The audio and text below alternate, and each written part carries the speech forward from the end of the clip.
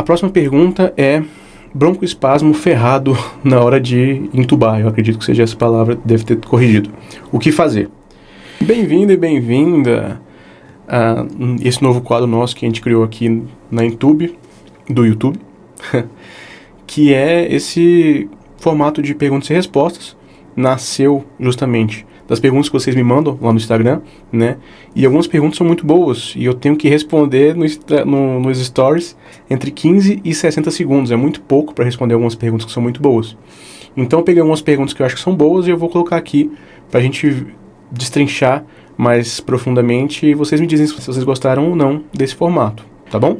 Primeira pergunta. Qual a melhor combinação de drogas para sequência rápida em plantão de porta? Cara, não existe, né? Infelizmente não existe uma combinação que sirva para todos os pacientes. Então, assim, na porta a gente vai ter algumas opções que são mais utilizadas, acaba sendo quase que o padrão daquele plantonista, né? O mais comum que eu vejo o pessoal fazer, e que eu também gosto, é o chamado Rocket, né?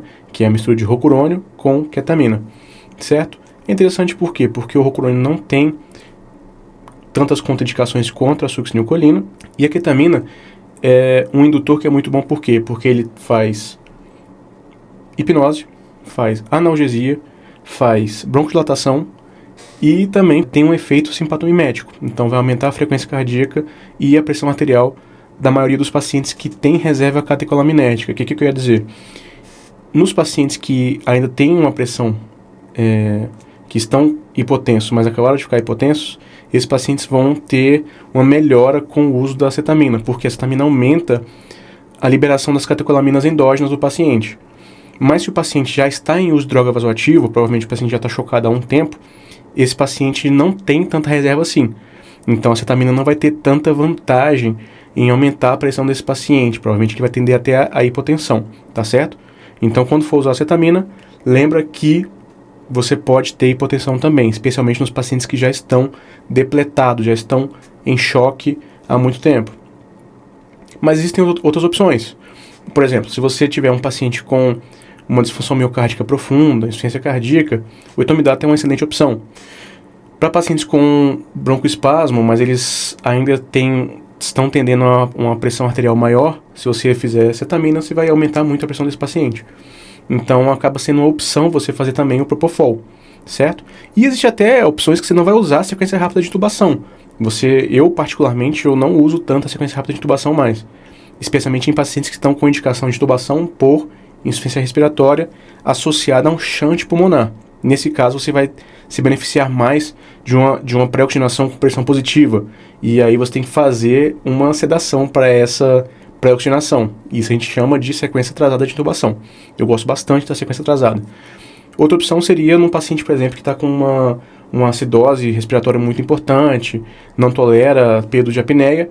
Então, para esse paciente, você pode fazer também outro tipo de indução, que é a chamada COBE, que é a indução só com cetamina, né? Ketamine Only Breathing Intubation, que o paciente continua ventilando. Ela é mais difícil do ponto de vista técnico porque o paciente não tem o relaxamento muscular, né? Então, vai ser mais difícil do ponto de vista técnico, mas para alguns pacientes acaba sendo uma boa opção por manter a ventilação desses pacientes.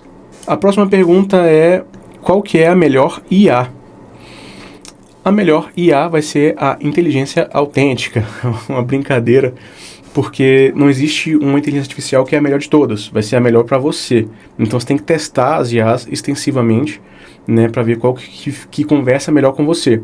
Por que eu falo que é inteligência autêntica? Porque depende muito de você, das perguntas que você faz, de como você lida com essas IAs, tá certo? Então vai depender muito da sua engenharia de prompt, ou seja, dos comandos que você faz.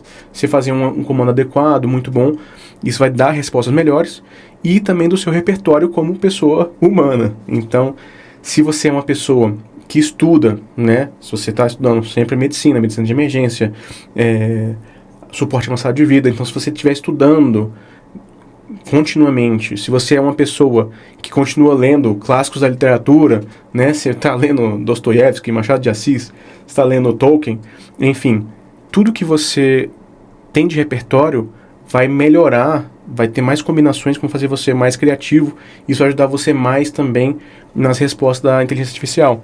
Então não adianta achar que a IA vai resolver tudo, porque ela não vai, depende muito da sua própria inteligência, da inteligência autêntica, da IA, que é você, tá certo?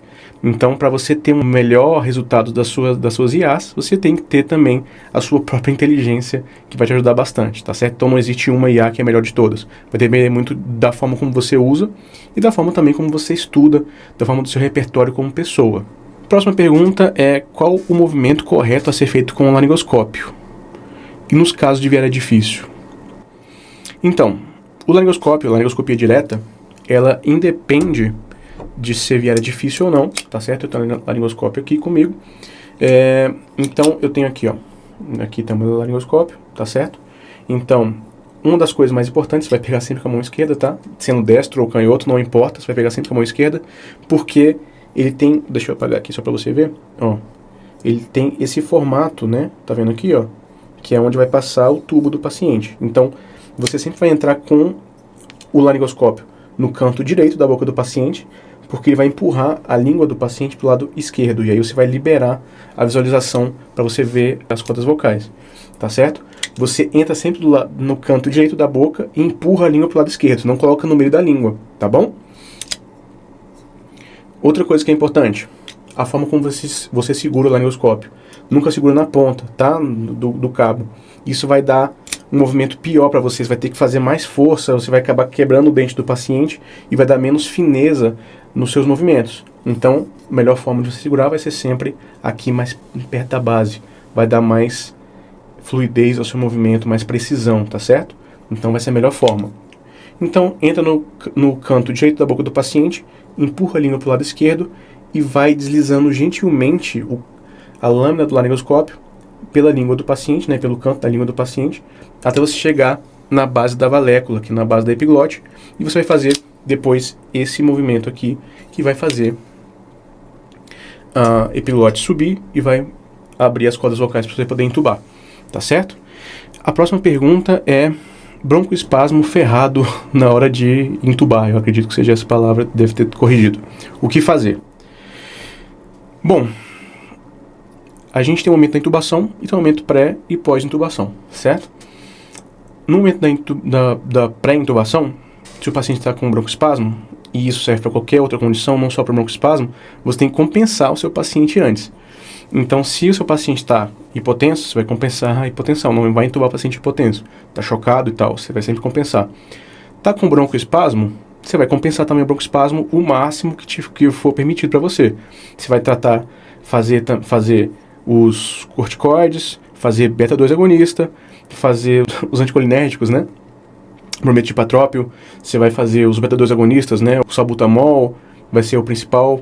Então, tudo isso você vai corrigir o broncoespasmo desse paciente, tá bom? Então, depois que você compensar o broncoespasmo desse paciente, você vai fazer a indução para a intubação desse paciente. Lembrando que, para induzir esse paciente, você tem duas opções. Você pode usar acetamina e o propofol. São as duas opções que fazem broncodilatação, tá? Então, se o paciente está atendendo mais a hipertensão, você pode usar o propofol, que vai reduzir mais a pressão. Se o paciente está atendendo mais a hipotensão, você pode usar acetamina, que vai fazer também tanto a broncodilatação quanto corrigir a hipotensão desse paciente, né? Igual eu falei no início do vídeo. Ele vai corrigir na maioria dos pacientes, e geralmente quando o paciente está com broncoespasmo, ele chega com broncoespasmo no pronto-socorro, esse é um paciente que está compensado do ponto de vista hemodinâmico, tá certo? Então, vai tender a aumentar a pressão desse paciente, tá certo? Outra coisa que é importante a gente lembrar, no pós-intubação, você pode usar um adaptador de circuito, tá? Esse adaptador de circuito vai na traqueia do paciente e você pode fazer a nebulização ali de beta-2 agonistas, né, de salbutamol para esse paciente, e ele vai ventilando com essa nebulização, tá certo? Nem todo lugar tem disponível, infelizmente, mas é uma opção muito boa para você poder jogar beta-2 agonistas direto nos alvéolos desse paciente, tá? Outra coisa que é importante lembrar do paciente que já está entubado, que está em ventilação mecânica, é que ele está fazendo autopip, que ele vai segurando cada vez mais ar nos alvéolos, né, e o ar não vai saindo. Isso a gente vai chamando de autopip, ele faz uma PIP própria. Para isso, o que a gente tem que fazer? Aumentar o tempo respiratório do paciente. Reduz a frequência respiratória do paciente. Quando você reduz a frequência respiratória, você dá mais tempo de aspiração. Então, quanto mais estendido for o tempo respiratório desse paciente, menos autopipi ele vai ter mais tempo para jogar esse ar fora. Então, como é que eu posso fazer isso? Como é que eu posso aumentar o tempo de respiração do paciente? Diminuir a frequência respiratória, tá? Então, como o paciente está entubado, você pode fazer isso, diminuir a frequência respiratória do paciente. Você pode aumentar o tempo de respiração, aquela relação em Zs, né, de 1 para 2, você pode colocar de 1 para 3, 1 para 4, isso vai aumentar o tempo respiratório desse paciente. Você pode reduzir o volume corrente desse paciente, colocar ali entre 4 e 6 ml por quilo de peso do paciente, tá bom? E outra coisa também, evitar pressões de platô alto, né? Pressões de pico alto, deixar sempre abaixo de 30, tá bom? E a própria PIP também, você vai deixar ali uma PIP extrínseca moderada ali, entre 5 e 8, para não ter alto PIP, tá? Outra coisa que é importante para paciente que está com broncoespasmo e o pessoal fala que às vezes está brigando com o ventilador. Esse brigando com o ventilador quer dizer que não está acoplado com a ventilação mecânica. O que o pessoal costuma fazer? Aumenta a sedação desse paciente. E realmente é um problema de analgesia, mas é mais de analgesia do que de sedação, tá? Então, se o paciente está brigando com o ventilador, você vai fazer o aumento da analgesia. O paciente está com dor, está desconfortável com o tubo, não está querendo tossir e tudo mais. Então, é um erro muito comum. O pessoal vê que o paciente está brigando com o ventilador, aumenta lá a dose de propofol, aumenta o midazolam, mas o paciente vai continuar brigando, a menos que você faça doses muito altas e vai suprimir muito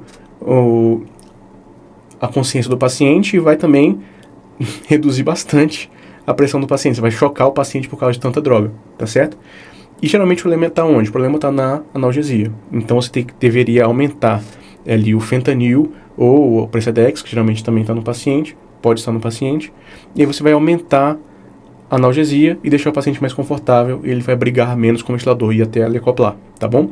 Então lembrando, paciente brigando com o ventilador, o problema é na analgesia, tá? E não na sedação. Próxima pergunta, qual que é a melhor IA para casos clínicos, diagnóstico diferencial? Cara, eu para discutir diagnóstico diferencial e discutir casos clínicos, as LLMs que eu mais gosto são o Claude, né, de longe está sendo o melhor para mim, que eu acho. O ChatGPT também tem seu valor, né, o 4O, os mais avançados, também tem um bom respaldo, um bom arcabouço clínico para você poder discutir com eles. E o Grok também está cada vez mais avançado, o Grok que é do Twitter, né? Está muito, muito bom também para discussão de caso clínico. Lembrando que é muito importante, além de você saber com qual IA você vai discutir, você saber também como perguntar, tá? Como fazer seus prompts, seus comandos. Porque se você colocar os dados do paciente, os dados do estudo que você está fazendo, e já indicar a resposta que você quer, o diagnóstico que você quer, essas LLMs, elas são pleasers, né? Elas querem agradar. Então, elas vão acabar tendendo a querer te agradar e dar a resposta que você quer. Então, faça sempre perguntas, sempre comandos mais abertos, sem indicar o que você quer, tá certo? Sem você falar, isso aqui, isso, pode ser infarto? Ela vai de certa forma dizer que vai ser infarto. Então, tenta não induzir a IA a dar a resposta que você quer, tá? Outras IAs que me ajudam bastante, e não só em casos clínicos, mas em estudos, vai ser o Notebook LM também, que consegue compilar muitos dados, compilar artigos, compilar capítulos de livros, tá certo? Vai ajudar bastante a você discutir esses dados que você está colocando ali e você discute com a pessoa, é como se você discutisse com alguém que está lendo aquilo que você mandou, tá?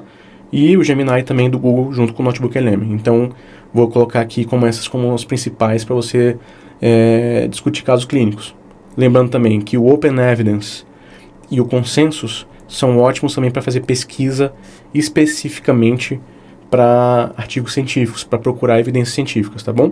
Então você vai ter opções para estudo, você vai ter opções para pesquisa de artigos e vai ter também opções para você discutir arcabouço clínico, né, casos clínicos com as LLMs. Então já falei aqui de pelo menos umas 7 IAs que vão te ajudar nesses estudos. Vamos lá, último caso, última perguntinha. Choque cardiogênico por IAM com supra. O paciente está rebaixado, não tolera via oral. O AS vai por sonda nasogástrica ou não faz? Boa pergunta, difícil, hein? Cara, você tem que fazer, né? Faz parte do protocolo você fazer o AS. Vai melhorar bastante o desfecho desses pacientes. Mas, se o paciente está rebaixado, chama muita atenção. O paciente em infarto com supra rebaixado, provavelmente choque cardiogênico, que é o que você já colocou aqui, e chama muita atenção pra gente porque a gente tem que reverter isso o mais rápido possível.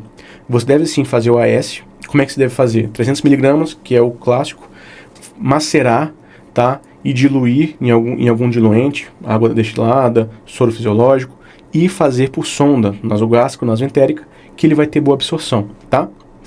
Lembrando que isso não deve atrasar o que vai fazer diferença para a vida do paciente, que é a reperfusão coronária. Então, o paciente tem que ir para o cateterismo o mais rápido possível, ir para a hemodinâmica, né? Ou fazer a trombólise. Então, você deve sim orientar a equipe a passar a sonda nasogástrica ou nasoentérica, macerar e fazer, mas você faz esse comando e já vai correndo atrás do resto que tem que correr para reperfundir esse paciente. Não deixe isso atrasar o tratamento definitivo do paciente, tá? Lembrando também que no caso desse paciente estar rebaixado, tem que ficar muito de olho na hemodinâmica desse paciente, ver se ele precisa de vasopressores, de inotrópicos, tá bom? Então checar a necessidade de drogas vasoativas para esse paciente, né? Noradrenalina, dobutamina, tá bom? E lembrar que se ele está rebaixado, você também tem que ficar muito de olho na via aérea do paciente. O Glasgow, ele não vale tanto para casos clínicos, né? Ele é mais para trauma. Mas se o paciente está rebaixado, você tem que checar se ele está mantendo a perviedade da via aérea, ou seja, se ele não está obstruindo por queda de língua, o paciente fica puxando e não ventila, né? E se ele tem, de fato, drive ventilatório. Senão ele é elegível para intubação orotraqueal. Então é um paciente muito grave, muito complexo. Você tem que ficar de olho ali e tentar agir rápido para esse paciente não deteriore, tá certo? Lembrar, então, o paciente pode sim fazer o AS por sonda, tá? Mandar macerar e fazer, mas correr rápido para você fazer a reperfusão desse paciente. Bom, basicamente é isso. Espero que vocês tenham gostado. Não sei se ficou legal esse formato. Comenta aqui embaixo se vocês gostaram desse formato ou não, ou se deve ficar só no Instagram mesmo. Porque aqui eu tenho mais tempo de conversar, discutir os casos e tal. E se você gostou, né, coisa de YouTube, se você gostou, dá o like, né? Se você não gostou, dá o dislike também. Enfim, se você não segue a gente aqui no YouTube, então segue a gente, coloca lá, clica em seguir. Ativa o sininho, essas coisas todas que você já sabe. Comenta se você gostou ou não. Manda novas perguntas aqui, que se tiver novas perguntas e tiver boa aceitação, eu vou usar também as perguntas do YouTube para poder responder, tá certo? E é isso, espero que vocês tenham gostado e até a próxima então, gente. Um abraço.